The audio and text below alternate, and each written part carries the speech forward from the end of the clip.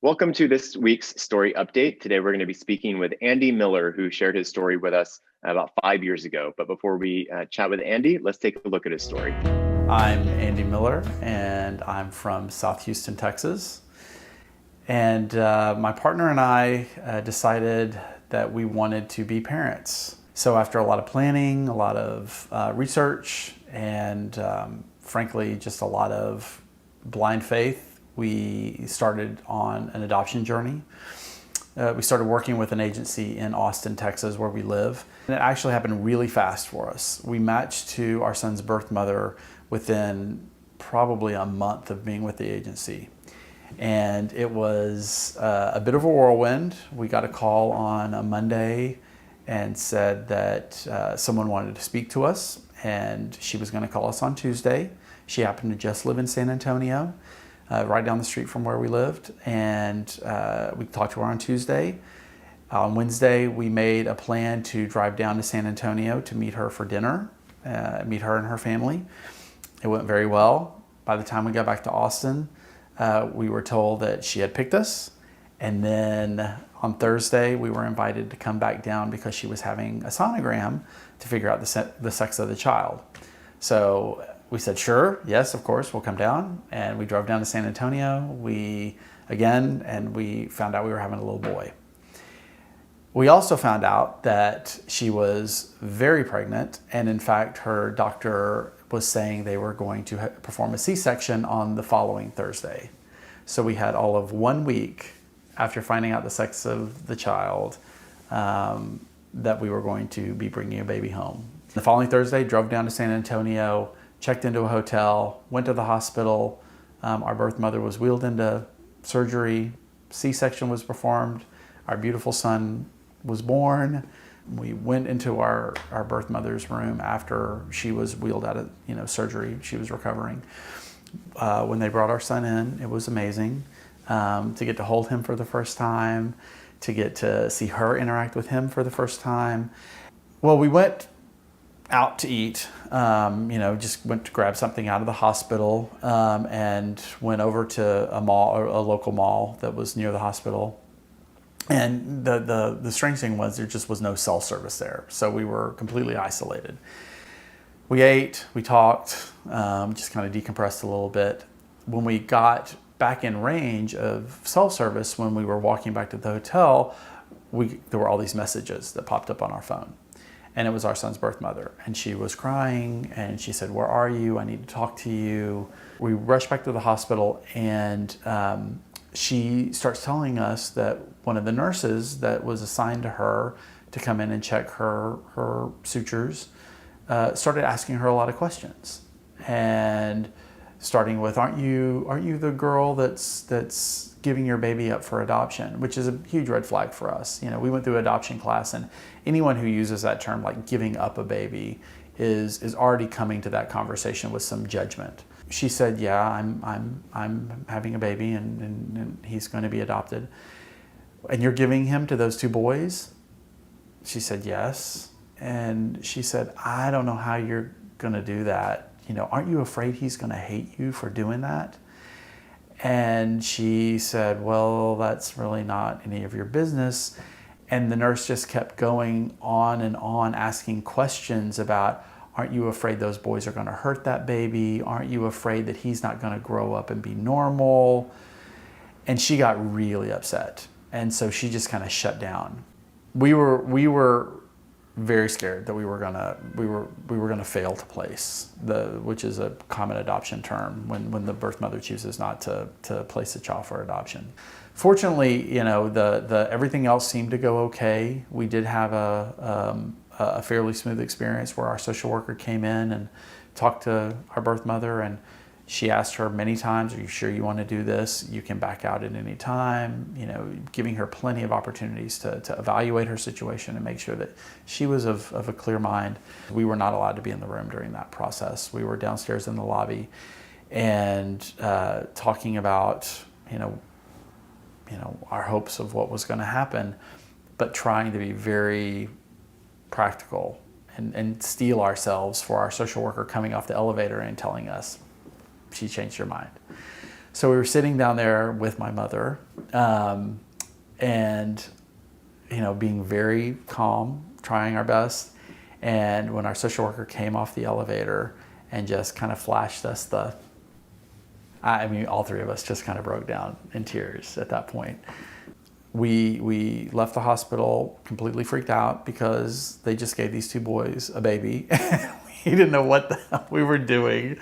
But one of the best pieces of advice my mother gave me before she left was just pay attention, listen to the baby. He will tell you what he needs. If he's hungry, he'll tell you. If he needs to be changed, he'll tell you. Not in words, but if you're paying attention, you'll figure it out. No one's given an easy ride when a child enters the world. There's always two things that happen. Money exchanges hands and there's pain. It's just a question of how those two things happen. And for the LGBT community, a lot of times the way it happens for us is money exchanges hands between an adoption agency and prospective parents, and the pain is oftentimes emotional. It's not physical pain that comes with the birth, but we're all kind of more alike than we are different in that regard.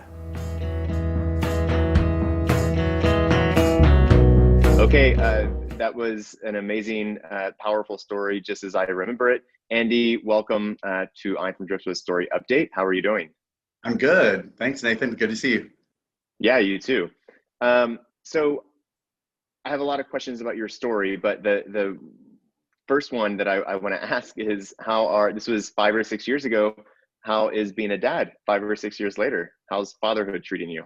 It's good. It's different. As most parents will tell you, everything's a phase. So we are at the beginning of the teenage years. So our son is in middle school and turned 13 this year in the middle of a pandemic, which was weird, but things are good. Things are good. We're spending a lot of time together right now. Both me and my husband are working from home. Clark is doing school from home, so we're always together. That's good. That's brings the family closer together than ever, I'm sure. Yeah. I'm not sure how great it is for a teenager. I'm remembering my teenage years, and I'm not sure I'd want to spend all day, every day with my parents, but we're making the best of it. I'm sure y'all are doing great. So about the content of your story, I was wondering if since that time, that was, I think you said your son is 13 now. So 13 years ago when he was first being born and y'all were going through the adoption process and you went through that homophobic experience with a nurse, have you experienced anything like that since, whether it's in school or from other doctors or neighbors or anything at all, where there was any sort of homophobia directed at you because you're gay parents? I really feel fortunate, with the fact that we live in Austin, Texas, which is pretty progressive. We have really accepting families. We've really been surrounded by a community of folks who have been very supportive of us being parents. So, other than kind of, a random, and I wouldn't even say it's ill-intended, but just kind of intrusive question that someone may have had. And that was really early days. As we've gotten older, and I don't know if I just don't pay attention to it anymore or, times have just changed, but we really don't get a whole lot of weird looks. People take our son having two gay dads as, just a matter of course. And we're seeing our story represented more and more every day, whether it be in media, in books, on film. I mean, it's really been cool to see how frequent, parenting by the LGBTQ community is being shown. When we started 13 years ago, there weren't a whole lot of examples, and when there were, they were treated as these really rare occurrences. But I will say in the last 13 years, we have met so many people who chose to become parents, and then people who we've met who said that they, didn't see that for themselves ever. They're parents. So I think that we're really seeing a shift in our culture where, people from the LGBTQ community being parents, it's just not a big deal. That's true. I mean, I think it's a lot of it is representation and, seeing people like you and understanding that you're not the only ones going through that. Were there any resources that y'all use that you would recommend to any other, LGBTQ parents who are considering adoption or becoming parents? Yeah, we spent a lot of time on social media looking at groups and looking at resources that people were sharing on those platforms. So there were obviously books, and there were you know Facebook groups and others, and the work that we did with the Handsome Father really connected us to a lot of other gay dads across the country, people that we still connect with today. We decided to sunset the Handsome Father probably about 4 years ago, because we were just finding that it wasn't needed anymore. People were connecting with one another locally, and I always used to joke, the odds of you moving onto a block that also had like some gay parents on it was pretty rare. And then what I found is it wasn't that rare anymore. People were finding connections in their local communities for other gay parents. So they weren't going online as much.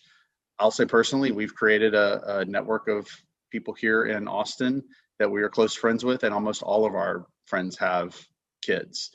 We do an annual family vacation to Mexico, and invite friends and their kids. And one year we had 9 families join us, all gay dads, Oh, wow. all with kids, which was awesome because not only did the dads get to spend time together and share their common experiences, but also the kids were able to hang out with one another, and they didn't really it wasn't a big deal. They didn't have to explain why they had 2 dads.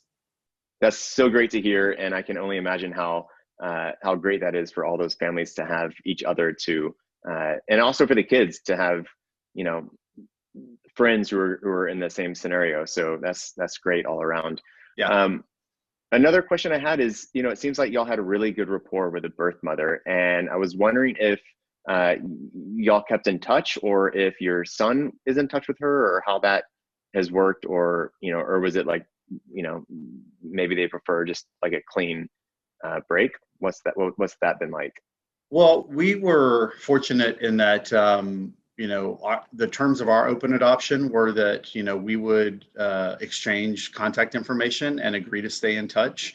And what that resulted in was we would get together once a year, typically around the holidays, so either Thanksgiving or Christmas. And she and her family don't live that far from us, so probably about an hour and a half. So we were able to either travel there or they traveled here, and we would have a meal together, talk about what's been going on the last year.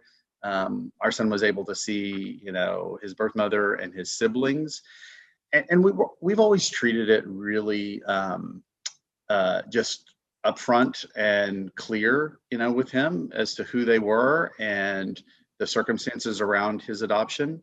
And we've also said, family is family, and everybody's family looks different. Some families consist of a mom and a dad, some consist of 2 dads, some consist of a single parent, some kids live with their grandparents, some kids live in the same city with all of their extended relatives, and some live far away and only see their relatives on special occasions. So, his birth family happens to live an hour away. We see them once a year. They're still a part of his family. And hopefully as he grows, he'll decide for himself, like what type of relationship he wants to have with them, as an adult. But right now, we're just happy that he has access and there's no mystery, and he doesn't have unanswered questions about where he came from or the circumstances around his adoption or who he's related to. He has access to all that, and quite frankly, as a teenager, he seems pretty unfazed by it. He's like, okay, doesn't really express a lot of concern or anxiety around issues that I think he just takes as a matter of fact about his family. That's amazing. So it really seems as though just open, honest communication is the way to go, and it's no big deal. And Yeah, that's great. He's very lucky to be in such a great family as y'all are to have him in your family. Is there anything else going on in your life that you wanted to share before we sign off? Things are going well. I mean, there's really, it's amazing how fast time goes by. It's hard to believe it's been 5 years since we spoke, and it's certainly hard to believe it's been 13 years since we brought our son home from the hospital. So I've heard that from other parents. It goes by fast. You try to hold on to the moments that you've got, but at the same time, you try to do what you need to do.